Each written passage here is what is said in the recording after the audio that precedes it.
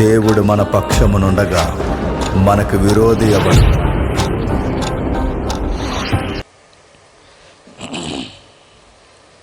గతించిన రాత్రి కొన్ని విలువైన సంగతులు పెద్దల ద్వారా విన్నారు. మరికొన్ని సంగతులు కూడా మనం విందాం.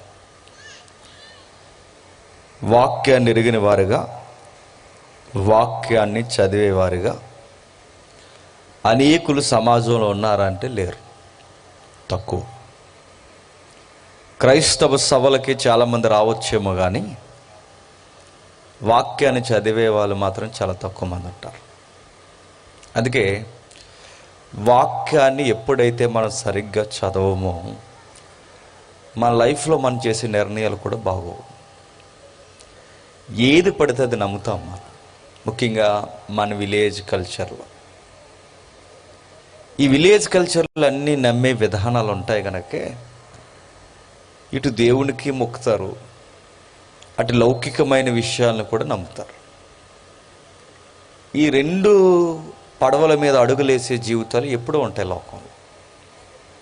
అందుకే ఈరోజు సభలో ఒక స్పష్టత మీకు రావాలి.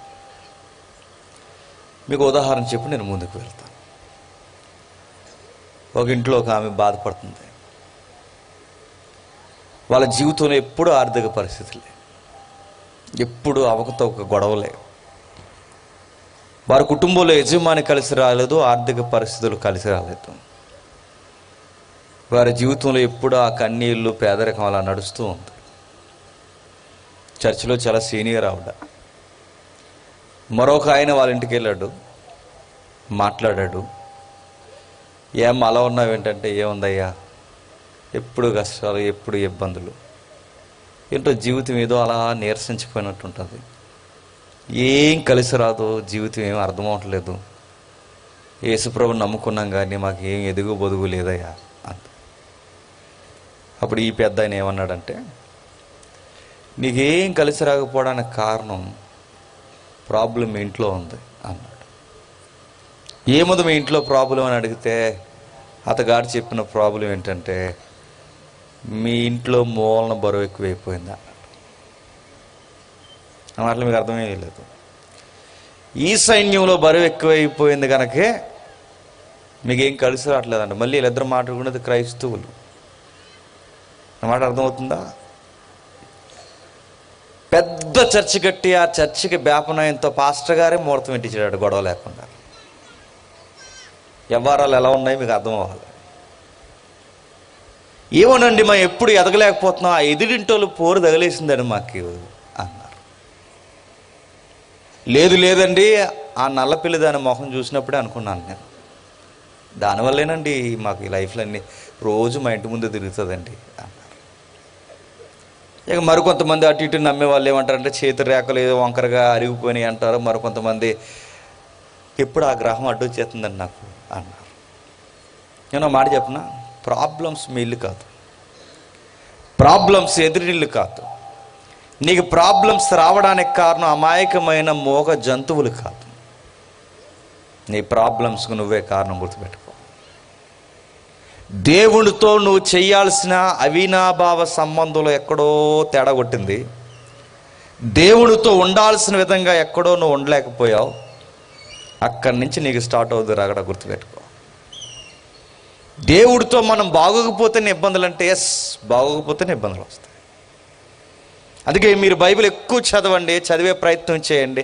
బైబిల్లో ఎక్కువగా మనకి అనవసరమైన విషయాలు ఎక్కువ రాయబడలేదు, వ్యక్తుల జీవితాలు ఎక్కువ రాయబడ్డాయి. బైబిల్లో ఎక్కువగా 2024లో ఎలాంటి ప్రాజెక్ట్ సైన్స్ చేపట్టబోతుందన్నది రాయబడలేదు. చరిత్రను కూడా ఎక్కువ మాట్లాడడానికి బైబిల్ ఇష్టపడలేదు. బైబిల్లో వ్యక్తుల జీవితాలు, కుటుంబ జీవితాలు, దేవునితో ఉండాల్సిన సంబంధాల గురించి ఎక్కువ మాట్లాడింది. అవి ఎప్పుడైతే మనం తెలుసుకోవడం స్టార్ట్ చేస్తామో జీవితంలో మనం ఎందుకు ఎదగలేకపోతున్నాం, ఇక్కడే ఎందుకు ఉండిపోతున్నాం మనకు అర్థమవుతుంది. అందుకే రాయబడిన ఈ జీవిత చరిత్రలో కొన్ని విషయాలు మనకు కనబడతాయి. ఆ విషయాలు ఏంటి చెప్పనా, దేవుణ్ణి పట్టుకుని ఎదిగిపోయిన రోజు రోజుకి కనబడుతున్న భక్తులు ఉంటారు. అదే దేవుడి దగ్గర కాస్తంత లూజుగా ఉండి రోజు రోజుకి దెబ్బతినేసిన భక్తులు కనబడతారు. అంటే ఎదిగిన వారి జీవిత చరిత్రలు ఈ బైబిల్లో ఉన్నాయి. ఎలా జీవితంలో దెబ్బతినేసారో కూడా వారి చరిత్రలు కూడా బైబిల్లో ఉన్నాయి. అందులో మూడు విషయాలు చెప్తాను, మీరు జాగ్రత్తగా వినండి. బైబిల్లో చాలామంది రకరకాలుగా చనిపోయిన వాళ్ళు ఉన్నారు. కానీ ముఖ్యంగా ఎప్పుడు విచిత్రంగా అనిపించేది 3 సూసైడ్ కేసులు ఉంటాయి. సూసైడ్ అంటే తెలుసుగా, ఆత్మహత్య. వాళ్ళ ఆత్మహత్య చేసుకోవడానికి కారణం ఎవరెవరో కాదు, వాళ్ళ ఆత్మహత్య చేసుకోవడానికి కారణం వాళ్ళే. అందులో మొట్టమొదటి జాబితాలో ఒకవేళ చరిత్ర నేపథ్యంలో కొలుసుకుంటూ వస్తే సంసోన్ అనే ఒక ఆయన మనకు కనబడతాడు. మీరు సంసోన్ చూడండి. సంసోను అందరిలాంటి కుర్రోడు కాదండి. ఒక సెపరేట్ ఇమేజ్ ఉంది సంసోన్ గారికి.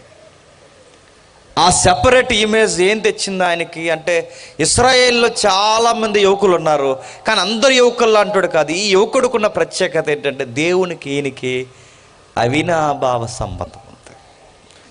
అవినాభావ సంబంధంలో ఆయన జీవితంలో ఒక బలం ఉంది. ఆ బలమే ఆయనకి ప్రత్యేకత.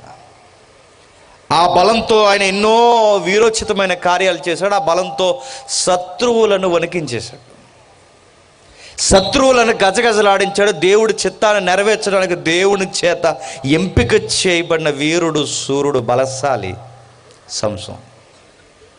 కానీ విషయం ఏంటో నేను చెబుతున్నాను చూడండి. అందరు యువకులకి సంసోనికి తేడా ఎక్కడుందంటే వయసులో కాదు. అందరి యువకులకి సంసోనికి తేడా ఎక్కడుందంటే ఆ దేశ పౌరసత్వంలో కాదు. అందరి యువకులకి యువకుడికున్న ప్రత్యేకత ఏముందంటే దేవుడిచ్చిన గొప్ప దీవెనలో ఉంది.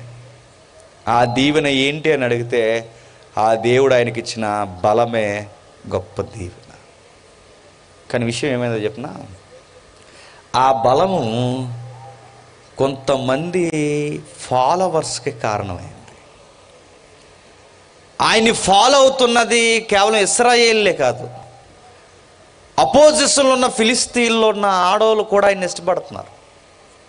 అది వింతగా ఉంటుంది బైబిల్ చదువుతుంటే. శత్రువర్గంలో ఉన్న స్త్రీలు కూడా సంసోన్ని ఇష్టపడడం ఏంటంటే, అలాంటి పవర్ ఉంది ఆయనకి, అలాంటి వరం ఇచ్చాడు దేవుడు ఆయనకి. ఎప్పుడైతే ఇశ్రాయేలు కాని ఆ ఫిలిస్తీన్ల అమ్మాయిలు ఈయన్ని ఇష్టపడడం స్టార్ట్ చేశారో, దేవునికి విరుద్ధంగా అనుకోవాలో మరి ఏమనుకోవాలో తెలియదు కానీ ఆ ఫిలిస్తీన్ల అమ్మాయిని ప్రేమించాడు. ఎప్పుడైతే ప్రేమించాడో మనకు తెలుసు ఈ కథ నేపథ్యం అంతా. ఫిలిస్తీన్ల సర్దార్లు అందరూ అన్నారు, ఆడు నీకు అల్లుడు అవడం కాదు, అందరికి అల్లుడు అవుతాడు, మన దేశానికి అల్లుడు అవుతాడు. మనకే కనుక అల్లుడు అయ్యాడంటే మనకి ఏడిపోయి కూడవుద్ది. ఇశ్రాయేలు పక్షమున పోరాడే వీరుడు అతడు. అతగాడు నీకు అల్లుడు అవడం ఏంటి, నువ్వు ఈ ఊర్లోకి తీసుకురావడం ఏంటి, అతగాని గాడిని అల్లుడిగా తీసుకొచ్చావంటే బహిష్కరణ జరుగుద్ది. అందుకే అతడు రావడానికి వీలు లేదు. మీ అమ్మాయిని అతడు తిరిగి వచ్చే లోపు మరి ఏం చేస్తావో తెలియదు కానీ మీ అమ్మాయిని చేయడానికి వీలు లేదు. రాజకీయాలు జరిగిపోయాయని పెళ్ళి వెనకాల, ఆయన పెళ్ళి వెనకాల ఎన్నో కుట్రలో పెద్ద మనుషులు, మోతుబరులు అందరూ ఇన్వాల్వ్ అయిపోయారు. తిరిగి వచ్చే సమయానికి ఆయన ప్రేమించిన అమ్మాయిని వేరొకరికి ఇచ్చి పెళ్లి చేశారు. టెంపర్లు వేసిపోయింది సంసోన్ గారికి. అటు ఇటు చూశాడు. ఆ పొలాల్లోకి, అడవి ప్రాంతాల్లోకి వెళ్ళాడు. 300 నక్కలను పట్టుకున్నాడు. ఆ 300 నక్కలకి చెరో నక్కకి తోక ముడేసి కట్టి ఆ తోక ముడేసిన మధ్య ఒక నిప్పెట్టి కుప్పలకి తగలెట్టేశాడు. మొత్తం అమ్ముడుపోయే మనిషి, ఎలా గాలేస్తే అలా తిరిగిపోయే నీచమైన వ్యక్తి. అలాంటి వ్యక్తితో ఈయన మాట్లాడుతున్నాడు, ప్రేమిస్తున్నాడు. అంతకుమించి ఏం జరిగే అంత స్పష్టత లేదు అక్కడ. అది ఒక విషయం. ఆవిడ అడుగుతుంది కొన్ని విషయాలు.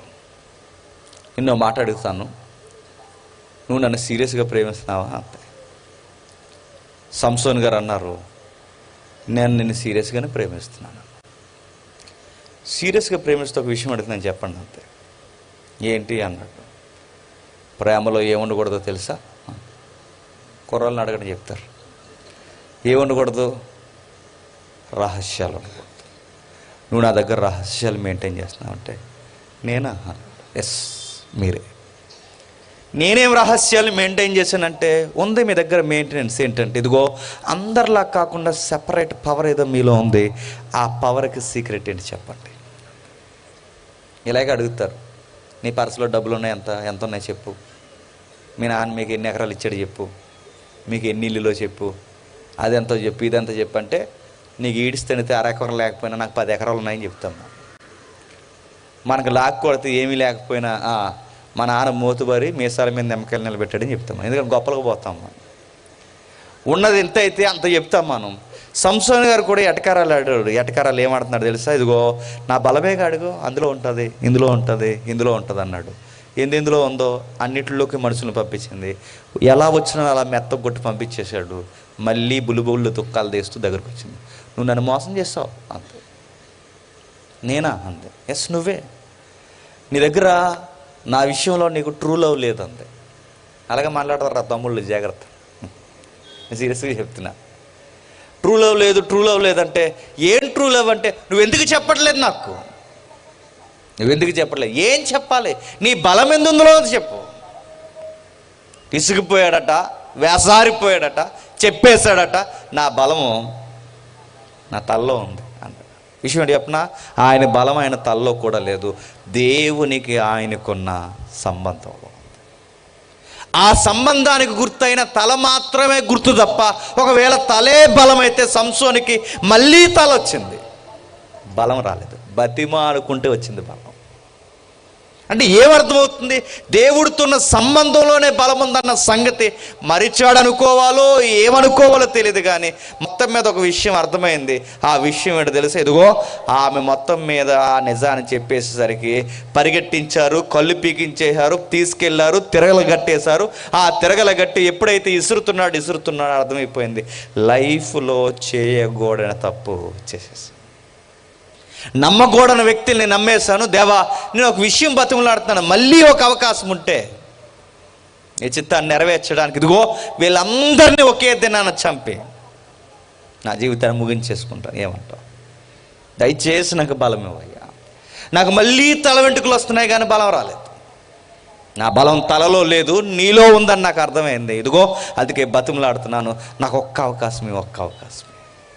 దేవుడు అవకాశం ఇచ్చాడు. ఆ దేవాలయాన్ని పడగొట్టేశాడు. ఆ దేవాలయం మీద పడిపోయింది. ఆయనతో పాటు 3000 మంది చనిపోయారు. ఆయన కూడా చనిపోయాడు. ఇప్పుడు క్వశ్చన్ అడుగుతాను, చెప్పండి. సంసోను అలా చనిపోకుండా ఉండాలంటే ఆయన లైఫ్లో ఏమి లేకుండా ఉంటే బాగుంది చెప్పండి. First Delilah, next love story. ఈ రెండు ఉండకూడదంటే ఏమి లేకుండా ఉంటే బాగుంది చెప్పండి. అందరికన్నా సెపరేట్ ఇమేజ్, ఆ బలం లేకుండా ఉంటే బాగుంది. ఇప్పుడు ఆ బలం ఇచ్చింది ఎవరు? దేవుడు. దేవుడే బలం ఇచ్చాడు. ఇప్పుడు అడుగుతున్నాను, ఒక సామాన్యమైన యువకుడికి అందరిలా కాకుండా వేరేలా ఉండడానికి ఒక గొప్ప బలం ఇచ్చాడంటే, ఒక సామాన్యుడికి దేవుడిచ్చిన సంసోను జీవితంలో ఆ గొప్ప బలమే ఆయన జీవితానికి ఏంటి చెప్పండి? దీవెన. ఇప్పుడు ఆ దీవెన ఆయన మెడకి ఏమైంది చెప్పండి? ఉరుతాడైంది. నా మాట అర్థమవుతుందా? అంటే ఇప్పుడు ఆయనకి ఇచ్చిన దీవెన ఆయన మెడకు ఉరుతాడంటే, ఇప్పుడు బలమే లేకపోతే ఆ ఫిలిస్తీన్ల అమ్మాయి లేదు, ఆ అమ్మాయే లేకపోతే ఆ ఊర్లో గొడవలు లేవు, ఆ గొడవలే లేకపోతే ఆ డిప్రెషన్లో దెలీలా లేదు, ఆ దెలీలాయే లేకపోతే ఇలా కళ్ళు పీకించుకునే గొడవ లేదు, ఈ కళ్ళు పీకించుకునే గొడవే లేకపోతే సూసైడ్ చేసుకునే అవసరమే లేదు. ఇదంతా జరగకూడదంటే సంసోనికి దేవుడు ఏమి ఇవ్వకపోతే బాగుంది చెప్పండి. బలం ఇవ్వకపోతే బాగున్నాం. ఇప్పుడు ఆ బలమే ఆయన మెడకి ఏమైంది చెప్పండి? ఉరుతాడు. అంటే దేవుడిచ్చినవే మన మెడలకు ఉరుతాళ్ళు అవుతాయా అంటే చెప్పాలి, అవుతాయి. రెండవది, ఇశ్రాయేలీయులకి మొట్టమొదటి రాజు ఉన్నాడు. ఎవరైనా? సౌలు గారు. ఇశ్రాయేలుకి మొట్టమొదటి రాజు సౌలు. ఈ సౌలు గారి యొక్క నేపథ్యాన్ని మీరు ఎప్పుడైనా చదివారు లేదా కానీ టూకీగా వినండి. ఇశ్రాయేలుకి రాజు అవ్వడానికి ముందు ఒక సామాన్యమైన ఒక ఇంట్లో పుట్టిన పేదవాళ్ళకి లేదా మధ్యతరగతి వారికి మధ్యలో బతుకుతున్న ఒక పర్లేదు అటు ఇటుగా ఉన్నతంగా ఉన్న కుటుంబంలో బతుకుతూ అలా వెళ్ళిపోతూ ఉన్న అబ్బాయి వాళ్ళ నాన్నగారికి దగ్గరగుండి బతికే ఓ బిక్కుమని బతికే కుర్రోడండి ఆయన, భయస్థుడు. అలాంటి కుర్రోడిని దేవుడు ఏమన్నాడంటే రాజుని చేస్తానన్నాడు. ఎవరిని? సంసోన్ గారిని. బాగా వినాలి, క్వశ్చన్స్ అడుగుతాను, క్షమించండి. సౌల్ని. అది రిప్లై రావడం వల్ల ఏం చెప్తుంది నాకేం అర్థం అవ్వట్లేదు. మీకు కనబడుతుంది అది? ఓకే, సరే. సౌలు గారిని ఎప్పుడైతే మీరు బాగా వినాలి, సౌలు గారిని ఎప్పుడైతే మీరు అబ్జర్వ్ చేయండి, ఈయన కూడా బయలుదేరి వెళ్ళాడు. అటునుంచి వచ్చిన పెద్ద యుద్ధానికి కారకులు ఎవరంటే మళ్ళీ ఫిలిస్తీన్లు వచ్చారు. సంసోన్ దగ్గర నుంచి వీళ్ళందరూ అలా ఎంటాడుతూనే ఉంటారు. ఈ ఫిలిస్తీన్లు వచ్చి అక్కడ నిలబడి అన్నారు, అరే మీరందరూ రావడం, మేమందరం రావడం, మీరందరూ మామే పడ్డం, మేమందరం మేమే పడ్డం, ఇదంతా ఫైట్ బాగాలేదు, కానీ మా నుంచి ఒకడు వస్తాం, మీ నుంచి ఒకడు రండ్రా అంటాడు. అలా అనేవాడు ఎవడంటే ఆడో పెద్ద అజానుబావుడు, 9 అడుగులు ఉంటాడట, ఆడి పేరు గొలియాత్. వాడు సవాల్ చేస్తుంది అంతా ఇంత కాదు, 40 రోజులు. ఆడికి ఎంత ఓపుకో చూడండి. 40 రోజులు రండ్రా ఇశ్రాయేలీల్లో ఎవడో మగాళ్ళు లేడురా, రండ్రా అని అడుగుతున్నారు. ఇలా మౌనంగా రామరా అన్నారు. లోపలికి పోయి ఆ గుడారాల్లో కూర్చుని అరిస్తాడు, అలాగారనివ్వండి. ఎందుకంటే ఇప్పుడు ఆయన చూస్తే ఎవడన్నా ముందుకెళ్ళాడంటే ఒకే గుర్తుకు చంపేస్తాడు, అలా ఉన్నాడు. హైట్ కానీ, ఆడి భుజబలం కానీ, ఆడి ఢాలు కానీ, ఆడి ఈటె కానీ, వాడిని చూస్తుంటే ఆడి మాటలు కానీ, ఆడి ఎత్తు, ఇవన్నీ చూస్తుంటే అర్థమైపోయింది వీడి జోలికి ఎవడైనా వెళ్ళాడు చంపేస్తాడు. ఎవరినైనా ముందుకు తోచండి, వెళ్దామండి. మరి పిల్లలు ఉన్నారు, చిన్నోళ్ళు బాగానే, ఇలాంటి కారణాలు చెబుతారు. ఎవడు వెళ్ళట్లేదు. అలా టైంలో చిన్న పిల్లోడు అలా అన్నయ్య క్యారేజీలు తెస్తున్నాడు. ఎవరు? దావీదు గారు. ఆ క్యారేజీలు పట్టుకుని, బాగా వినాలి, క్వశ్చన్ అడుగుతాను. ఆ క్యారేజీలు పట్టుకుని వస్తూ ఉండగా క్యారేజీలు పట్టుకుని దగ్గరికి, ఎందుకంటే ఏదో యుద్ధంలో ఎరగదీసేస్తున్నారని దావీదు గారు నాన్నగారు అన్నయ్యలు క్యారేజీలు పట్టుకెళ్ళరన్నారు. జున్నుగడ్డలో మంచి ఐరన్ ఫుడ్ ఏదైతే ఉందో, ఈ ప్రోటీన్ ఫుడ్ అంతా ఈయన పట్టుకుని వస్తున్నాడు. అన్నయ్యలు కానీ తెగ యుద్ధం చేస్తున్నారు, ఒకసారి చూద్దాం ఫైట్లు ఎలా ఉంటాయని. మనలాగే ఫైట్లు చూడడానికి వచ్చాడు ఎవరు? దావీదు. తీరా వచ్చేసరికి ఫైట్ లేదు, పాడు లేదు, డైలాగులు తప్ప. అది అవతల నుంచి డైలాగులు, యువతల నుంచి డైలాగులు లేవు, రిప్లైలు లేవు, కౌంటర్లు లేవు, ఏమీ లేవు. దావీదు గారు చూసి ఇదేంటి సీన్ ఇలా ఉందనుకుని ఆడు ఎవడో అరుస్తున్నాడు ఏంటా అని అన్నాడు. ఆ అరుస్తున్నవాడు సార్ అంటే ఏమంటే నీకు ఎందుకురా అన్నాడు. ఎందుకంటే ఇప్పుడు గొడవ పెద్ద చేసిలో ఉన్నాడు. ఎవరు? ఏమంటే ఏమన్నాడు కాదు సార్, రాజుగారి కమిట్మెంట్ అంటే రాజుగారు సగం రాజ్యం రాసిస్తా అన్నాడు రా, ఇంకేం ఇస్తా అన్నాడంటే వాళ్ళ అమ్మాయిని కూడా ఇస్తా అన్నాడు. అదే మాట మీద నిలబడి ఉండమని చెప్పమన్నాడు. ఎందుకంటే నీకెందుకంటే మై ఓనా, నేను వెళ్తాను. ఏంటి నువ్వు వెళ్తావా అన్నాడు. నేను వెళ్తా అన్నాడు. మొత్తం మీద ఆ వార్త అలా ఇలా తిప్పి అలా అన్నయ్య చెవిలో పడేస్తారు. బాబు మీ తమ్ముడు అంట తెగ ఊగేస్తున్నాడు, క్యారేజీలు పట్టుకుని వచ్చాడు, వెళ్తాడంట. ఈడు కానీ వెళ్ళాడంటే ఈడు మనల్ని అందరినీ తీసుకెళ్తాడు శ్మశానానికి. దాన్ని పట్టుకుని వెళ్ళిపోస్తాను, నన్ను ఫ్రీగా వదిలేయండి. వెళ్ళాడు, కొట్టేశాడు. ఒకే ఒక్క రాయికి అంత పెద్ద అజానుబావుడు కింద పడిపోయాడు. ఎప్పటికెప్పటికీ ఎవర్ గ్రీన్ ఫైట్ అండి అది. ఎంతమంది సినిమా రచయితలు వచ్చినా ఆ ఫైట్ని ఎప్పుడు ప్రస్తావిస్తారు మీరు చూడండి. కొట్టాడు, కోడితే ఒకే దెబ్బ కింద పడిపోయాడు. ఆ పడిపోయిన తర్వాత వాడి కత్తి తీసి వాడినే నరికేశాడు. ఆ నరికేసి మీరు సీన్ ఊహించుకోండి. ఆ రక్తపు మడుగులో ఆ కత్తి తిప్పుతూ ఆ తలకాయ, ఆ పెద్ద తలకాయ, మీరు ఎప్పుడైనా గూగుల్ ఇమేజ్ చూడండి, ఆ పెద్ద తలకాయను అలా ఈడుస్తూ ఆ కత్తి పట్టుకుని అలా ఆ టౌన్లోకి వస్తుంటే దావీదుని చూసి ఫ్యాన్స్ పెరిగిపోయారు. ఫ్యాన్స్ ఎప్పుడైతే పెరిగిపోయారో, ఫ్యాన్స్ ఉన్న గొడవ అని చెప్పినా ఫ్యాన్స్ సాంగ్స్ పాడారు. ఏం సాంగ్స్ పాడారు? ఆ మాట మీకు అర్థమవుతుందో లేదో. ఎప్పుడైతే తన విషం నింపుకున్నాడో తనకు అర్థమైపోయింది, ఇలాగే దావీదును వదిలేస్తే రేపొద్దున్న ఖచ్చితంగా మాకు రాజు ఈ కుర్రోడే కావాలని పబ్లిక్ అడుగుతారు. ఎందుకంటే ఆ ఫైట్తో ఫేమ్ మారిపోయింది. ఆ ఒక్క సీనుతో తనకు పబ్లిక్లో పేరు వచ్చేసింది. ఇప్పుడు ఖచ్చితంగా నెక్స్ట్ రాజు ఎవరంటే దావీదు. అక్కడ ఓట్లు వేయాల్సిన పాటలోనే తెలిసిపోతుంది. ఆయనకి 10,000 ఓటింగ్ అయితే చెప్పండి, ఈయనకి 1000 ఓటింగ్. ఎంత క్రాసో చూడండి. ఇంత ఓటింగ్ దావీదుకి ఎప్పుడైతే వచ్చిందో గురి పెట్టేశాడు. ఈయన ఎలాగే వదిలేస్తే రేపు పొద్దున్న నా రాజరికానికి దెబ్బ, ఈయన ఎలాగైనా లేపేయాలనుకో. తరిమాడు తరిమాడు తరిమాడు తరిమాడు తరిమాడు తరిమాడు దొరకలేదు దావీదు. ఇప్పుడైతే దొరకలేదు, ఇంకా టెంపర్ లేచిపోయింది. ఎవరికి? సంసోనుకి, క్షమించండి, సౌలు గారికి. ఇంకా పరిగెట్టించాడు, ఇంకా పరిగెట్టించాడు, ఇంకా పరిగెట్టించాడు, దొరకడు దొరకడు. ఒక రోజు రాత్రి దావీదు ఏం చేశాడంటే, గృహంలో నిద్రపోతున్న సౌలు యొక్క వస్త్రాలు కట్ చేసి తెల్లవారేసరికి పంపించి, సార్ రాత్రి మిమ్మల్ని లేపేద్దాం అనుకున్నాను, ఎంత దగ్గరకు వచ్చాను తెలుసా, మీరు రాత్రి మీ నైట్ డ్రెస్ కట్ చేసిన కావాలంటే చూసుకోండి అన్నాడు. ఎందుకు లేని వదిలేసాను సార్, మీరు అభిషక్తులు అన్నాడు. ఈ మాట ఎలా ఉంది చెప్పనా, మీకు ప్రాణభిక్ష పెడుతున్నాను సార్, బతికండి అన్నట్టు ఉంది. ఆ మాటకి ఇంకా కోపం వచ్చింది, రగిలిపోయాడు. ఎక్కడున్నాడు? ఈ చుట్టుపక్కల ఎతకండి. ఈ టెంపర్లో ఎప్పుడు ఒకటి తిరుగుతుంది. అసలు ఆ గొలియాత్ గారిని కొట్టిన కాడి నుంచి ఈ అబ్బాయికి ఇంత పేరు వచ్చేసింది. ఈసారి నెక్స్ట్ ఫైట్ సీన్లు ఏమైనా వస్తే ఎవరికి అవకాశం ఇవ్వకూడదు, నేనే వెళ్ళాలనుకున్నాడు. నిజంగానే అవకాశం వచ్చింది. ఎవరికి? సౌలు గారికి. మళ్ళీ ఫిలిస్తీన్లు వచ్చారు, వస్తారా మమ్మల్ని రమ్మంటారా అని.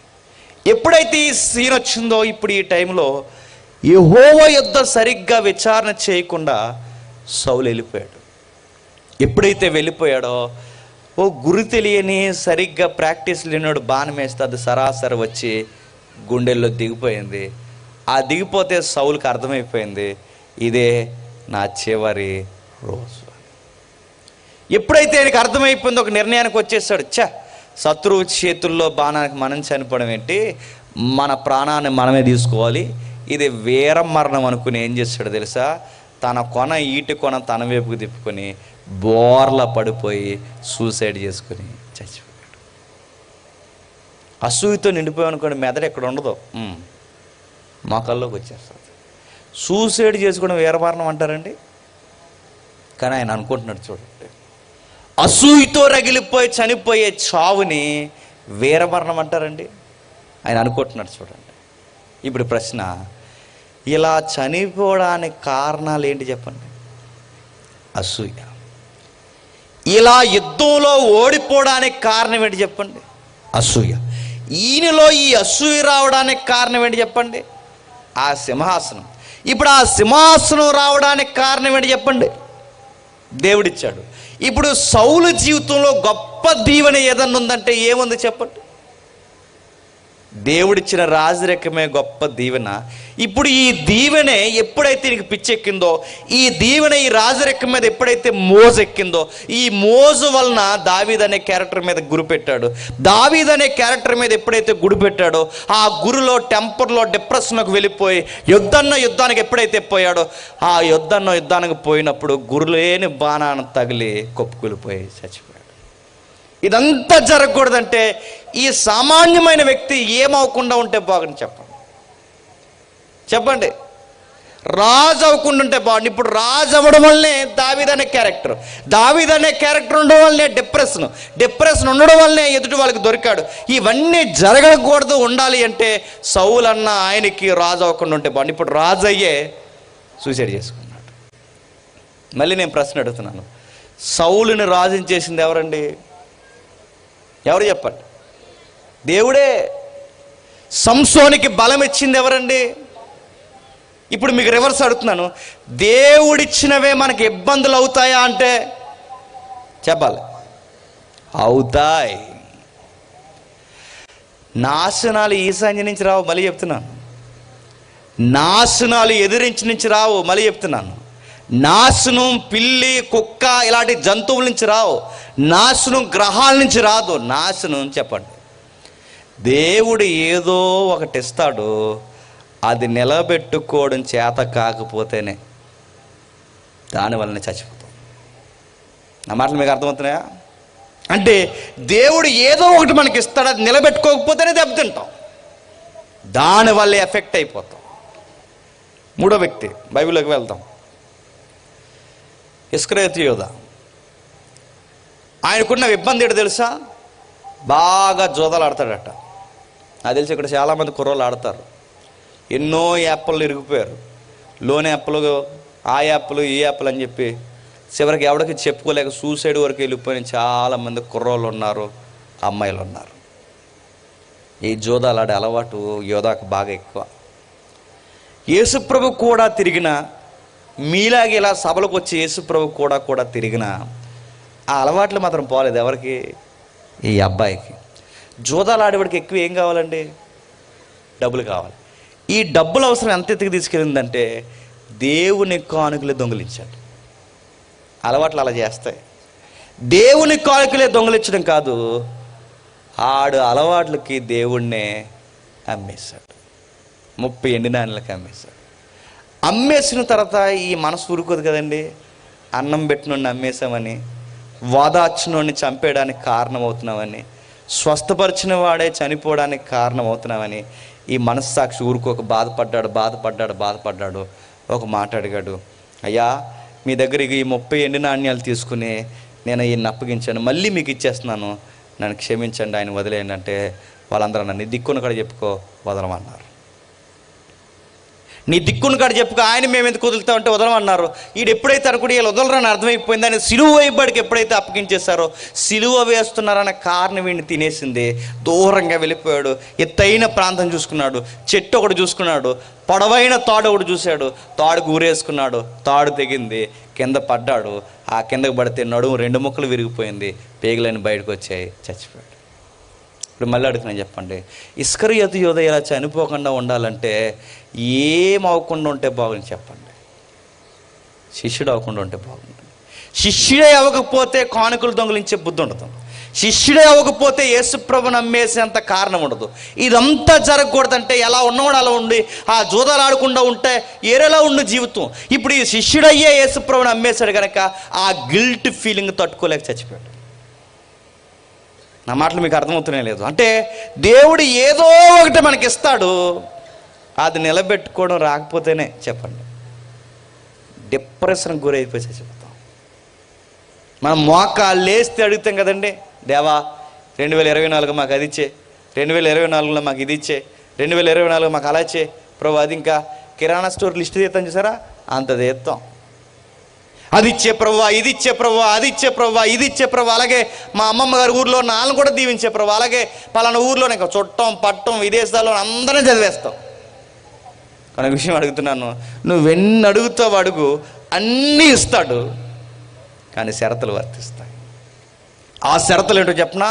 ఆ షరతులకు తగ్గట్టుగా నువ్వు వ్యవహరించలేదో నీకు ఇచ్చినవే నిన్ను మరలా చెప్తున్నాను శాపానికి గురి చేసేస్తాయి. నువ్వేవైతే తీసుకున్నావు అవే నిన్ను ఇబ్బంది పాలు చేస్తాయి, అవే నిన్ను రోడ్డుకి ఈడ్చేస్తాయి. ఆరోగ్యం లేదు ప్రభు, ఆరోగ్యం లేదు ప్రభు, ఆరోగ్యం లేదు ప్రభు, ఆరోగ్యం లేదు ప్రభు. ఆరోగ్యం ఇస్తాడు. ఆరోగ్యం ఇచ్చిన తర్వాత ఊరి మీద పడి తిరుగు. ఆరోగ్యం ఇచ్చింది కానీ ఇష్టానుసారంగా తిరుగు. ఆరోగ్యం ఇచ్చాడు కదని ఇష్టానుసారంగా తాగు. ఆ ఆరోగ్యమే చివరికి నిన్ను అనారోగ్యం పాలు చేసి, ఆ తాగుడు కారణమైన నిన్ను చివరికి నీ కిడ్నీలు కొట్టేలా చేసి తీసుకెళ్ళి హాస్పిటల్ మంచమే పడేస్తుంది. ఆరోగ్యం లేనప్పుడే కాస్త కుదిరింగి ఇంటికాడ ఉన్నావు. ఇప్పుడు ఆరోగ్యం వచ్చిందని చెప్పి ఇష్టం వచ్చినట్టు తాగావు, చివరికి చచ్చిపోయే స్థితికి వచ్చావు. ఉద్యోగం ఈ ప్రభా, ఉద్యోగం ఈ ప్రభా, ఉద్యోగం ఈ ప్రభా అంటే ఉద్యోగం ఇస్తాడు. ఆ ఉద్యోగం ఇచ్చిన తర్వాత దేవుణ్ణే పట్టించుకోకుండా తిరిగి ఆ ఉద్యోగాన్ని బట్టి నెలసరి జీతం సరిగ్గా అందుకుని ఆ ఇంటికి తినంగా రాకుండా పార్టీలు ఎడుతూ కూర్చున్నావు అనుకో, ఆ పార్టీలు చాలు నేను మొత్తం తగలెట్టడానికి. నువ్వు పార్టీలు ఎట్టడానికి కారణం నీ ఉద్యోగం, నీ ఉద్యోగానికి కారణం జీతం. ఈ జీతం రావడం వల్ల పనికి మాల పార్టీలు. ఈ పార్టీలు పెట్టి మా ఊర్లో ఇలాగే ఒకడు మా ఊర్లో తాగింది సరిపోలేదని పొరుగురు వెళ్ళి తాగొచ్చి తాగిన మత్తులో ఈ జీతం అందుకున్న మత్తులో తాగొచ్చి తిరిగి వస్తుండగా రోడ్డు నున్నగుందనుకుని గోదావరిలో గట్టి చచ్చిపోయాడు. ఏమైంది చెప్పండి? ఆయన ఉద్యోగమే ఈరోజు ఆయన ప్రాణాలు పోవడానికి కారణమైంది. దేవుడు ఏదైనా ఇస్తాడు. ఆరోగ్యం ఇచ్చాడు. ఆరోగ్యం ఇచ్చినప్పుడు చక్కగా 3 పూట్ల భోంచేసి, దేవా మాకు చక్కటి జీవితాన్ని ఇచ్చావని ఆ జీవితాన్ని కాపాడుకుని దేవునికి ఆదివారం వచ్చేసరికి స్తుతియాగంగా ఉండండి, దేవుడు మరీ దీవిస్తాడు. దేవా చాలా మందికి ఉద్యోగాలు లేవు, తినడానికి మెతుకులు లేవు, మాకు ఉద్యోగం ఇచ్చావు, నెలకి జీతం ఇస్తున్నా ప్రవ్వా, నీకు స్తుతులు కలుగును గాక ఒప్పుకోండి. దేవుడు నీ ఉద్యోగాన్ని నీ జీతాన్ని ఇంకా దీవిస్తాడు. ఇల్లు లేదు ప్రభు, ఇల్లు లేదు ప్రభు అంటే ఇల్లు ఇస్తాడు. ఇల్లు ఇచ్చిన తర్వాత ఆ ఇంట్లో మంచి టీవీ ఒకటి పెట్టి థమ్సప్లు ఏదో కలిపి కాలు మీద కాలే తాగుతుందంటే నీ ఇల్లును నిన్ను రోడ్డుకి ఇచ్చేస్తాడు ఏమనుకుంటున్నావు? నీకు ఏదైనా ఎందుకు ఇస్తాడు? నువ్వు రోడ్డు మీద పడి దేవుణ్ణే ఎక్కిరించేలా తిరుగుతావని కాదు. పెళ్ళి అవ్వలేదు ప్రభు, పెళ్ళి అవ్వలేదు ప్రభు అంటే పెళ్ళి చేస్తాడు. పెళ్ళి అయిన తర్వాత నీ పెళ్ళిలో ఏ రోజు నీకు దేవుడు గుర్తు రాలేదంటే నీ పెళ్ళి చాలు నీకు చుక్కలు చూపించడానికి మళ్ళీ చెప్తున్నాను నేను. ఏదైనా మీరు చూడండి, ఎనీ సెక్టార్ మీరు ఏదైనా తీసుకోండి, నువ్వు దేవుణ్ణి ఏదైనా అడుగు, నువ్వు అడిగిన దానికన్నా ఎక్కువ ఇస్తాడు. నువ్వు రొట్టె అడిగితే రాత్రి ఇచ్చేవాడు కదా, అంతకు మించే ఇస్తాడు. కానీ అవి నిలబెట్టుకో. నీకు మంచి ఇల్లు ఇచ్చాడా, బయటికి చూడు, ఆ ఇల్లులు కూడా లేని వాళ్ళు ఉన్నారు. నీకు ఆరోగ్యం ఇచ్చాడా, బయటకు చూడు, ఆరోగ్యం లేక గవర్నమెంట్ హాస్పిటల్లో తిరిగి ఆ మురుకు మంచాల మీద ఎంత ఏడుస్తున్నారు చూడు. ఆరోగ్యాన్ని కాపాడుకో. జీతం నెలకు అందుతుందా, నీకే పెద్ద పోటుగాళ్ళకి జీతం అందుతుందని దిక్కుమాల పార్టీలు ఇటు తిరక్కో. పార్టీల్లోనే ఎత్తేస్తాడు దేవుడు. ఏమనుకుంటున్నావు? కాపురాన్ని ఇచ్చినప్పుడు బయటికి పోయి చూడు. పెళ్ళిళ్ళై ఇడిపోయి ఏడుస్తున్న వారు అందరూ, పెళ్ళిళ్ళు అవక ఏడుస్తున్న వారు కొందరు, పెళ్ళిళ్ళై కొట్లాచ చనిపోతున్న వారు కొందరు. ఈ పెళ్ళైన తర్వాత నీకు పొగరో దేవుడు అంటే పట్టింపు లేకుండా తిరిగావో, ఆ పెళ్ళిలో దేవుడు గుర్తొచ్చేలా కనబడతాడు. గుర్తుపెట్టుకో. ఏదైనా మీరు తీసుకోండి. దేవా సంసోనికి ఎందుకు బలం ఇచ్చావై అంటే బలం ఇచ్చింది పోయి అదిగో అలాంటి ఆడపిల్లలతో స్టోరీలు నడుపుతాడని కదా నీకు బలం ఇచ్చింది. ఇశ్రాయేలుని కాపాడతావని కాపాడలేకపోయావు. ఆ బలమే నేను తినేసింది. నిన్ను రాజుని చేసింది దేనికంటే నీ ఇష్టానుసారంగా ఇంకెవడ ఎదగకూడదు, నీ కళ్ళ ముందు అందరూ అనుమనుగా ఉండాలి, సింహాసనం ఎప్పుడు నీ కొడుకులు కూర్చోవాలి, మీరే ఉండాలని అసూయతో రగిలిపోయావు. నీ సింహాసనమే నేను తినేసింది. నీకు సింహాసనం ఇచ్చింది అమాయకులకు రాజుగాను, అనేకులకు దీవెనకరంగా అధికారిగా ఉంటావు అనుకుంటే నీ అధికారం చేత ఎవ్వడ కనబడకూడదు అనుకున్నావు, నిన్నే కనబడకుండా చేసుకున్నావు. అసూయ చేత రగిలిపోయావు. ఎదురింటోళ్ళు బాగోకూడదని మనలాంటి బుద్ధే ఉంది. చివరికి ఆయనే విషమెక్కిపోయి చనిపోయాడు. నేను ఎప్పుడు చెప్తాను, మీకు కూడా చెప్తున్నాను, ఎప్పుడు ఎవ్వరు బాగోకూడదని అనుకోకండి, మనమే పాడైపోతాం. వాళ్ళని చూసి బాగుపడిపోయారు అనుకుంటా నువ్వు బాగుపడవు. గుర్తెట్టుకో. ఎదుటింటోళ్ళని చూసి అసూయపడిపోయావు అంటే పాడైపోయారు వాళ్ళ పాడైపోయారు, నీ ఇంటి మీద పిడిగడిపోదు. గుర్తెట్టుకో.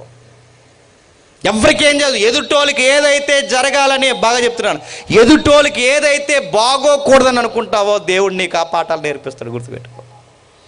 సంసోను జీవితం కానీ, సౌలు జీవితం కానీ, ఇస్కరియోతు జీవితం కానీ, మీరు ఎవరి జీవితాలు చూడండి, వాళ్ళ జీవితం మనకు నేర్పిస్తున్న పాఠాలు ఏంటో తెలుసు. ఇదిగో వాళ్ళు ఇచ్చిన వాటిని నిలబెట్టుకోలేకపోయారు. నీకెన్ని ఇచ్చాడో నాకు తెలియదు. నీకు ఆరోగ్యం ఇచ్చుంటాడు, నీకు పిల్లల్ని ఇచ్చుంటాడు, నీకు చక్కటి సంసారాన్ని ఇచ్చుంటాడు, నీకు ఇల్లు ఇచ్చుంటాడు, నీకెన్నో వసతులు ఇచ్చుంటాడు, నీకెన్నో సౌకర్యాలు ఇచ్చుంటాడు. ఇవన్నీ తీసుకుని దేవుడు భలే ఇచ్చాడని చెప్పి వాటిని పట్టుకుని తిరుగుతున్నావో, దేవుడు ఒకరోజు లెక్క అడుగుతాడు. ఒకరోజు సందర్భం చూసి మనం ముగించుకుందాం. ఒకరోజు ప్రభు అయిన యేసుక్రీస్తు ఒక ఉదాహరణ చెప్పారు. ఏం చెప్పారైనా ఒకసారి చూడండి. మత్తయి సువార్త 24వ అధ్యాయం, మత్తయి సువార్త 24వ అధ్యాయం, మత్తయి సువార్త 24వ అధ్యాయం 14 వచనం చూడండి. క్షమించండి, 25వ అధ్యాయం 14 వచనం నుండి. మత్తయి సువార్త 25వ అధ్యాయం 14 వచనం నుండి. పరలోక రాజ్యము ఒక మనుష్యుడు దేశాంతరమునకు ప్రయాణమై తన దాసుని పిలిచి తన ఆస్తిని వారికి అప్పగించినట్లు అతడు ఒకనికి 5 తలంతులను, ఒకనికి 2, ఒకనికి 1 సామర్థ్యం చొప్పున వానికి ఇచ్చెను. వెంటనే దేశాంతరం పోయిన, మీకు తెలిసిన ఉదాహరణ, ఎవరో యజమానుడు ఉన్నాడట. ఆ యజమానుడు ఎవరో కాదు, దేవుడే. అక్కడున్న మనుషులు ఎవరో కాదు, నువ్వు నేనే. ఉదాహరణ ఎత్తి చెప్తున్నాడు. దేవుడు తలంతులు ఇచ్చాడు అంటే కొన్ని వరాలు, కొన్ని దీవెనలు ఇచ్చాడు. వాడికి 5 ఇచ్చాడు, వాడికి 2 ఇచ్చాడు, వాడికి 1 ఇచ్చాడు. ఆయన ఊరు వెళ్ళిపోయినప్పుడు లేదు గొడవ, దీవెనలు తీసుకున్నప్పుడు లేదు గొడవ, ఎవడికాడే తీసుకుని సుఖపడుతున్నప్పుడు లేదు గొడవ. ఎప్పుడు వచ్చింది చెప్పనా? ఆయన ఊరి నుంచి తిరిగి వచ్చినప్పుడు వచ్చింది గొడవ. ఏమైంది? ఇచ్చిన ఆయనకున్న గొప్ప గుణం ఏంటంటే ఇచ్చిన వాటిని ఏం చేశారు అడుగుతాడు ఆయన. 5కి 5 ఇచ్చాను, నీకు ఏం చేశానంటే 5కి 5 చేశానంటే బలా అన్నాడు. 2 ఇచ్చిన వాడు ఏం చేశారంటే 2కి 2 చేశారంటే బలా అన్నాడు. 1 ఇచ్చిన ఏం చేశారంటే దాసేసిన ప్రభు రెస్ట్ తీసుకుని అన్నాడు. ఈయన మొత్తాన్ని కప్పెట్టండి అన్నాడు. ఏమర్థం అవుతుందండి? 5కి 5 అంటే మనం ఏదన్నా దేవుని దగ్గర తీసుకున్నామంటే దాని వెనకాల కారణం ఏంటి చెప్పినా లెక్క అడుగుతాడు. అకౌంటబిలిటీ ఉంటుంది, గుర్తుపెట్టుకోండి. నీకు ఇల్లు ఇచ్చాను, ఇంట్లో ఏం చేస్తున్నావు అడుగుతాడు. టీవీ సెట్లు పెట్టుకుని బిగ్ బాస్లు చూస్తున్నాను ప్రభు అంటే నీ బాక్స్ సంగతి కూడా చూస్తాడు, గుర్తుపెట్టుకో. నీకు చక్కటి వాహనం ఇచ్చాను, ఏం చేస్తున్నావు, ఎక్కడ తిరుగుతున్నావు అంటే గాలి శిఖరాలు చేస్తున్నాను ప్రభు అంటే రోడ్డు మీద వాహనం వేసి తిరుగుతున్నప్పుడు నీ లెక్కలేటో తేలుస్తాడు. నీకు బిడ్డలు లేరన్నావు, బిడ్డల్ని ఇచ్చాను, ఆ బిడ్డల్ని ఎలా సాగుతున్నావు చూస్తాడు, అడుగుతాడు. నీ బిడ్డల్ని ఏం చేస్తావు? నీ ఆర్థిక పరిస్థితులు 2023కి 2024కి నీ పరిస్థితులు మార్చాను, నీకు డబ్బు ఎక్కువైన తర్వాత ఏం చేస్తావు? ఇవన్నీ చూస్తాడు ఆయన. నీ సంసారాన్ని ఇచ్చినవాడు సంసారాన్ని ఏం చేస్తున్నావు చూస్తాడు. నువ్వు చదువుకునే పిల్లగాడవైతే నీ చదువులో నువ్వేం చేస్తున్నావు చూస్తాడు. నీ స్థితిగతులన్నీ గుర్తుపడతాడంటే ఇచ్చిన వాడుకున్న గొప్ప గుణం ఏంటో చెప్పినా ఇచ్చిన తర్వాత ఏం చేస్తున్నావు కూడా ఒక రోజు లెక్క అడుగుతాడు. 5కి 5 తీసుకున్న వాడిని బల అన్నాడు, 2కు 2 చేసిన వాడిని బల అన్నాడు, 1 తీసుకుని ఏమీ చేయను అని ఆడి దగ్గర ఉన్నది కూడా లాగేసి ఆడిని ఏలుపడి చీకట్లోనికి గెంటే అన్నమాట. ఈ ఉదాహరణలన్నీ చదువుతుంటే ఏమర్థమవుతున్నాయి అంటే ఇదిగో దేవుడు మనకు నేర్పిస్తున్న గొప్ప పాఠం ఏంటో తెలుసా? నువ్వు ఏదన్నా అడుగు, షరతులు వర్తిస్తాయి. ఆ అడిగే సమయానికి ప్రభువా ఇదిగో ఎంత ఇచ్చావు, ఎంత చేశాను అన్నావా, బలా ఇంకేస్తానంటాడు. ఏదన్నా ఇచ్చినప్పుడు దేవ ఇదిగో నాకు ఇల్లు ఇచ్చావు, నీ సన్నిధిని వదలలేదు, నీ ఇంటిని ఇంకా బాగా దీవిస్తాడు. నాకు ఉద్యోగం ఇచ్చావు, నీ ఉద్యోగాన్ని బట్టి నేను ఎక్కడ నీకు దూరం అవ్వలేదు, నీ ఉద్యోగాన్ని ఇంకా అనుకూలంగా మారుస్తాను. నీకు ఏదైనా సరే, నీ వివాహం, నీ పిల్లలు, నీ భార్య, నీ భర్త, నీ ఆర్థిక పరిస్థితులు ఎందులో అయినా దేవుడు నీకు ఏదైనా దీవెనిస్తే అక్కడ నమ్మకంగా ఉండు, ఇంకా ఇస్తాడు, ఇంకా ఇస్తాడు, ఇంకా ఇస్తాడు, ఇంకా ఇస్తాడు. ఉన్న దానిలో దొంగేసాలు వేయడం స్టార్ట్ చేసామనుకోండి, ఉన్నవి కూడా చెప్పండి తీసేస్తాడు. తీసేయడమే కాదు, శ్రమల గుండా నడిచి వెళ్ళిపోతాం. ఒకే ఒక ఉదాహరణ చూపించి ముగిస్తాను. ఈ విశ్వంలో మొట్టమొదటిసారి దీవెన పొందిన కుటుంబం ఉంది, ఎవరు చెప్పండి? ఈ విశ్వంలో మొట్టమొదటిసారి దీవెన పొందిన కుటుంబం ఆదామవ్వలు. Question reverse. ఈ విశ్వంలో మొట్టమొదటిసారి శాపం పొందిన కుటుంబం ఎవరు చెప్పండి? దీవెనలు వెనకాలే ఏం పరిగెట్టుకు వస్తాయి చెప్పండి? శాపాలు. ఆ మాటలు అర్థమవుతున్నాయా? విశ్వంలో దీవెన పొందిన కుటుంబం వాళ్ళే, ఈ విశ్వంలో మొట్టమొదటిసారి శాపం పొందిన కుటుంబం కూడా వాళ్ళే. ఎంత శాపం అంటే సొంత కొడుకులే ఒకరు చంపారు, ఒకరు చనిపోయారు. ఇంత శాపాలు ఎలా వచ్చాయి? దేవుడు శాపాలు పెట్టలేదు. అవ్వ ఆదాములకి శాపాలు ఈశాన్య నుంచి రాలేదు, ఎక్కడ ఎదురింటి నుంచి రాలేదు, అసలు అలాంటి గొడవలే లేవు. వాళ్ళకి ఇబ్బంది ఎక్కడ వచ్చిందో చెప్పనా? వాళ్ళకి దేవుడిచ్చిన స్థితిలో నమ్మకంగా ఉండలేకపోయారు. ఏమిచ్చాడు వాళ్ళకి దేవుడు? గొప్ప దీవెన. ఒకసారి చూడండి, మొదటి అధ్యాయం ఆదికాండం 1వ అధ్యాయం 28వ వచనం చూడండి. ఆదికాండం 1వ అధ్యాయం 28వ వచనం. దేవుడు వారిని ఆశీర్వదించెను, ఎట్లనగా మీరు ఫలించి అభివృద్ధి పొంది విస్తరించి భూమిని నిండించి దానిని లోపరుచుకొనుడి, సముద్రపు చేపలను ఆకాశ పక్షులను భూమి మీద ప్రాకు ప్రతి జీవిని ఏలుడని దేవుడు వారితో చెప్పెను.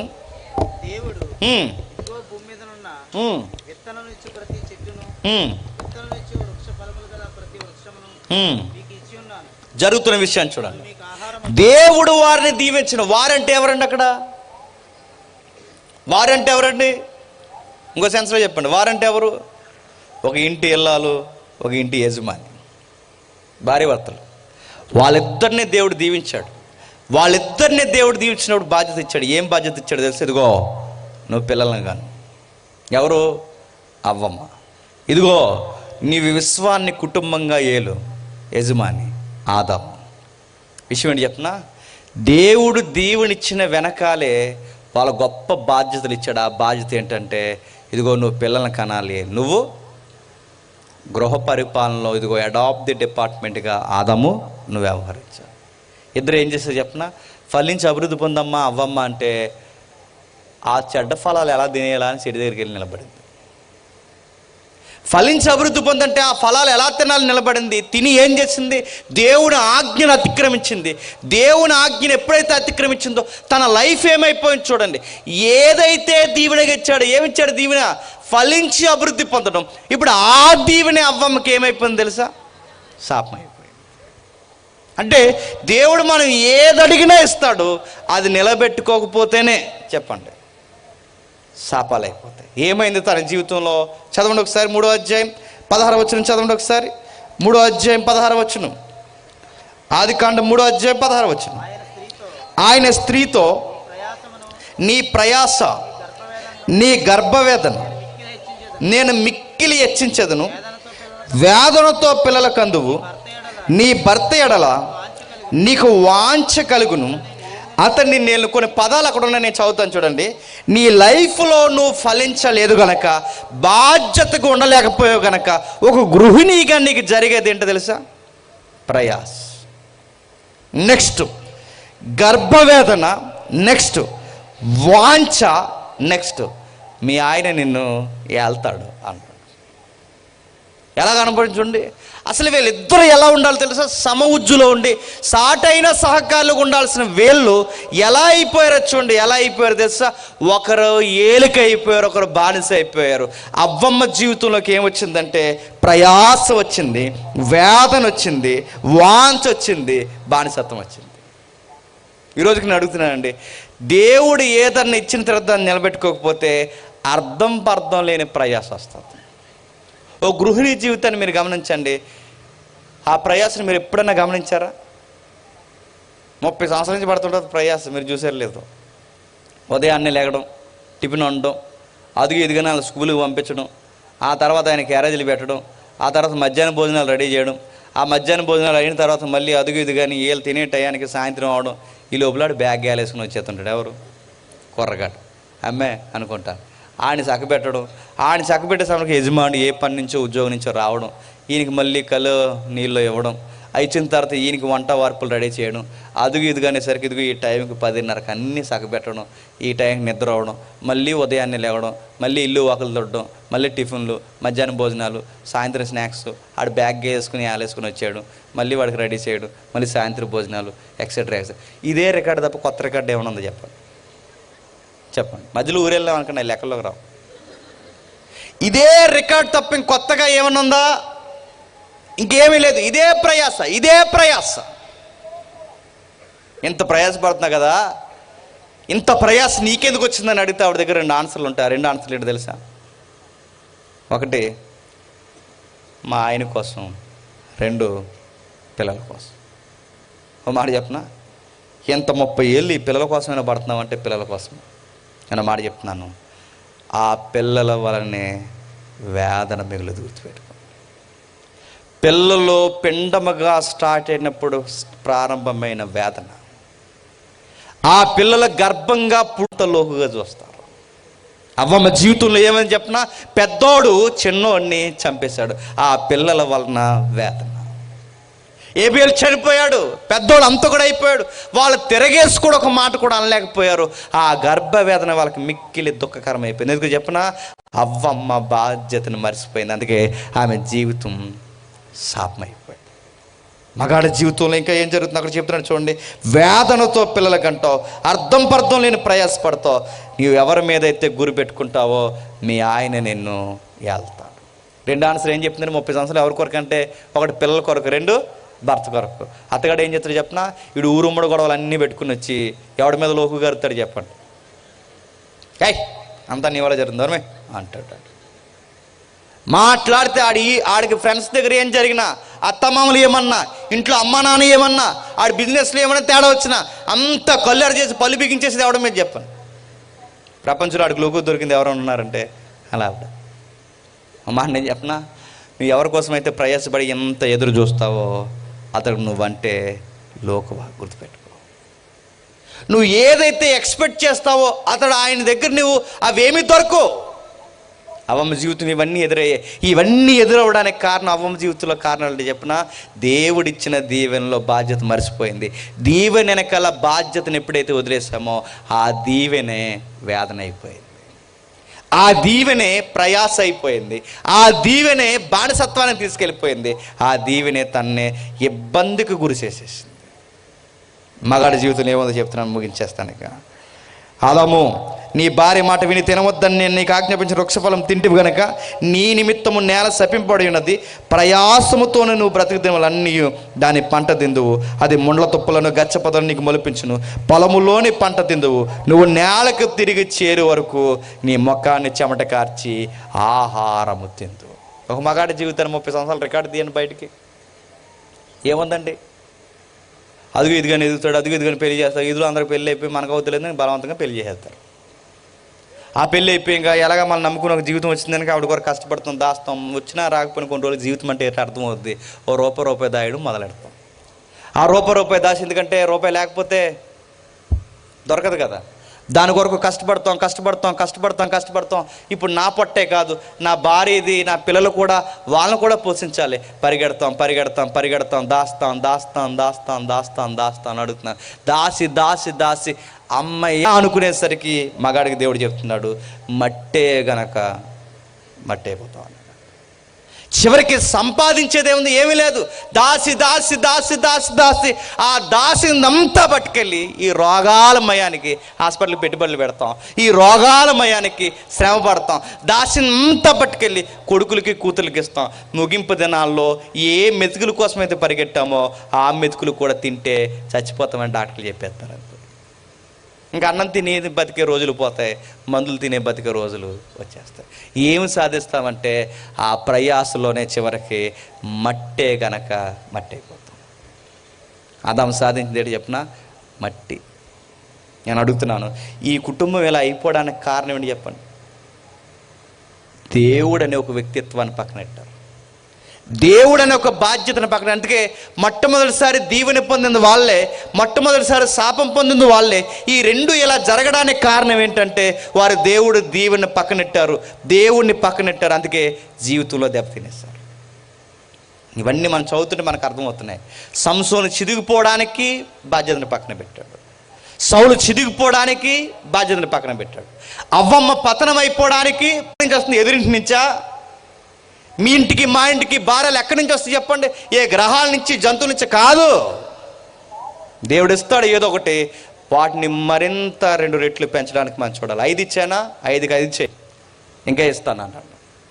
2 ఇచ్చానా, 2 చేయి, ఇంకా ఇస్తా అన్నాడు. 1 ఇచ్చానా, ఆ 1 కనీసం 1 చేయి, ఇంకా ఇస్తానంటే చిన్న విషయంలో నమ్మకంగా ఉన్నవాడిని పట్టుకెళ్ళి పెద్ద విషయంలో పెడతాడు. ఇంకా ఇస్తాడు, రోజుకి ఇచ్చిస్తాడు. ఇచ్చిన దాంట్లో జాగ్రత్త లేనోడికి ఉన్నది కూడా చెప్పండి తీసేస్తాడు. అది ఏదైనా, అది పిల్లల, సంసారమా, ఉద్యోగమా, ఆర్థిక పరిస్థితుల, ఆరోగ్యమా, ఏదైనా ఇస్తాడు. ఆ ఇచ్చిన దాన్ని మనం కాపాడకపోతే ఇచ్చిన వాడితో వచ్చిన గొడవేడి చెప్పినా ఇవ్వడమో తెలుసు, తీసుకోవడం తెలుసు. ఇదంతా అయిన తర్వాత మీరు జ్ఞాపకం చేసుకుని ఇప్పటి వరకు 2023లో దేవుడు మీకు ఏమి ఇచ్చాడు, లేదా ఈ 2023 సంవత్సరం వరకు మీకు ఏమి ఇచ్చాడో జ్ఞాపకం చేసుకోండి. 2024లో ప్రభువా 23లో నమ్మకంగా ఉన్న నేను 24లో ఇంకెంత నమ్మకంగా ఉండాలో జ్ఞాపకం చేసుకోండి. అప్పుడు ఇంకే ఇస్తాడు. ఇచ్చిన దాన్నే పట్టుకుని పూర్తిగా వాటిలో ఎంజాయ్ చేయడం మొదలెట్టారో, నేను మరలా చెప్తున్నాను, దేవుడు తీసేస్తాడు. ఇంకా ఏమిచ్చా ప్రభు అంటే, మీకు నాకు పాపాలు అడ్డొస్తున్నాయని నా సుతుడి యొక్క ప్రాణం కూడా ఇచ్చేస్తాను. ఇంకేం కావాలి? ఇంకా ఏం కావాలి?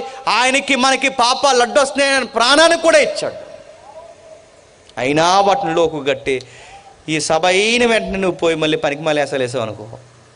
నేను మళ్ళీ చెప్తున్నాను, ప్రాణం పెట్టినోడు నీ ప్రాణం వెళ్ళ లెక్క ఎలా అడగాలో కూడా ఆయనకి తెలుసు. గుర్తుపెట్టు. ఊపిరినిచ్చాడు, జీవితాన్ని ఇచ్చాడు, అన్నీ ఇచ్చాడు. ప్రభు ఇంత బాగా నన్ను చూసుకుని ఎందుకు ప్రభు అంటే, నువ్వు నాకు దగ్గరగా జరిగి నాకు బాధ్యతగా ఉండి ఈ లెక్క ఎప్పుడూ తేడా రాకుండా ఎప్పుడైతే నువ్వు బతుకుతావో నీకు నాకు అన్యోన్య సహవాసం ఉంటుంది. లేదు నా దగ్గర తీసుకున్న తర్వాత నువ్వు వెళ్ళిపోయావో నీ సంగతి ఏంటో నేను చూస్తాను అంటాడు. ఒక ఉదాహరణ, పెళ్ళి అవ్వలేదు ఒక అమ్మాయికి. రోజు పాస్టర్ గారిని అడిగేదాడు, పాస్టర్ గారు పెళ్లి చేయండి, మంచి సంబంధం రావాలని ప్రార్థన చేయండి పాస్టర్ గారు. అందరికి పెళ్ళి అయిపోయింది కానీ మొండివాకకి పెళ్ళి అవ్వలేదు. తర్వాత మొత్తం మీద పాస్టర్ గారు కూతుర్లా భావించి ప్రార్థన చేసి చక్కటి వివాహం జరగాలని పాస్టర్ గారు ప్రార్థన చేస్తే మంచి సంబంధం వచ్చి వివాహం అయింది. పెళ్ళైన తర్వాత కొన్ని రోజులు పాస్టర్ గారు అడిగారు, ఎరా తల్లి దగ్గర సంబంధం, ఇద్దరు కలిసి చర్చికి రావచ్చు, చర్చికి రావట్లేదు పెళ్ళైన కానీ ఏమైందిరా అని అడిగాడు. అడిగితే అద్దరిపోయి ఆన్సర్ చెప్పింది, కొత్తగా పెళ్ళైంది కదా పాస్టర్ గారు అంది. అంటే అడగడానికి మీకైనా ఉండాలి అని. కొత్తగా పెళ్ళైతే నరసాపురం గోదావరి కొట్టుని తిరగాలి, సముద్ర ఒడ్డుని తిరగాలి.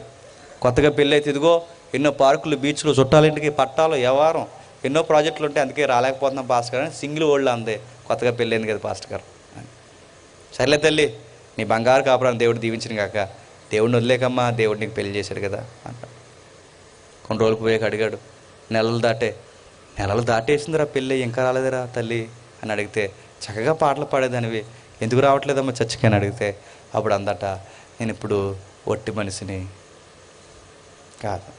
గాడ్ బ్లెస్ యు తల్లి, దేవుడు నీకు పండంటి మగబిడ్డని, బంగారం లాంటి ఆడబిడ్డని, ఏదో ఒక బిడ్డని దేవుడు నీకు దయచేయను కాక అన్నాడు. థ్యాంక్ యూ పాస్టర్ గారు అంతే. కొన్ని నెలలు అయిపోయింది.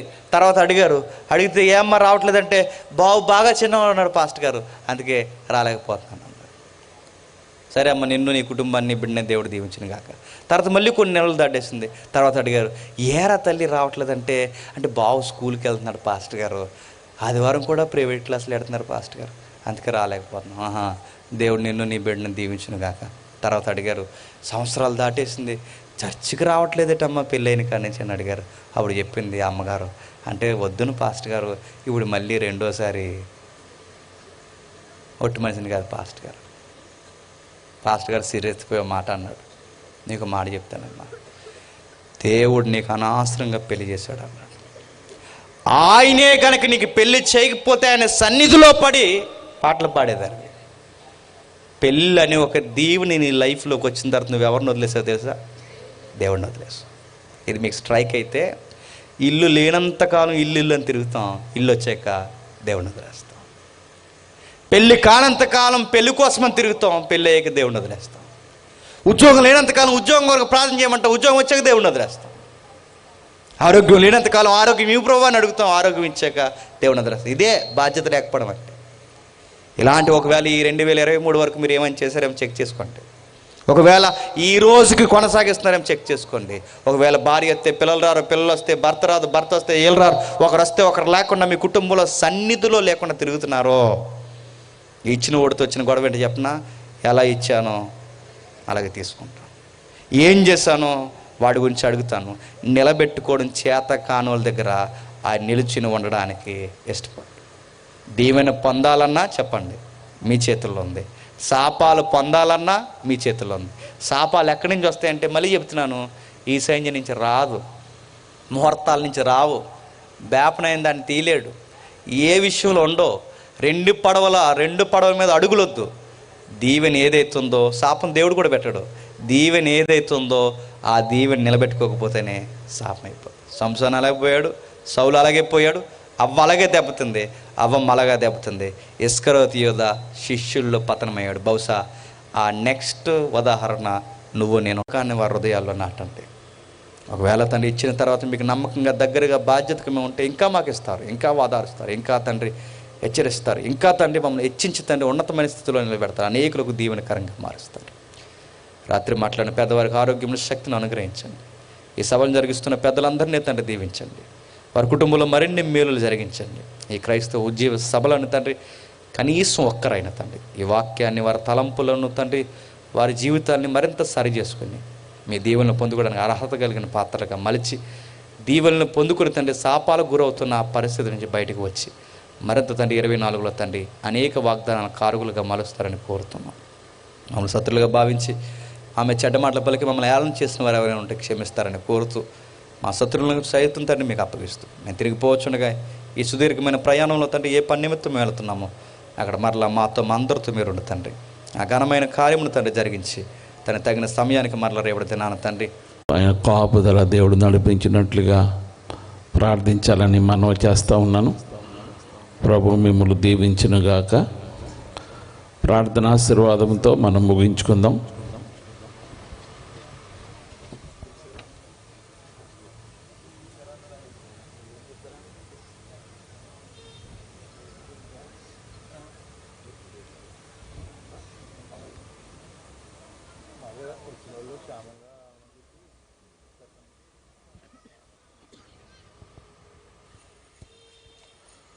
దేవుని పరిశుద్ధ నామానికి మహిమ కలుగునుగాక.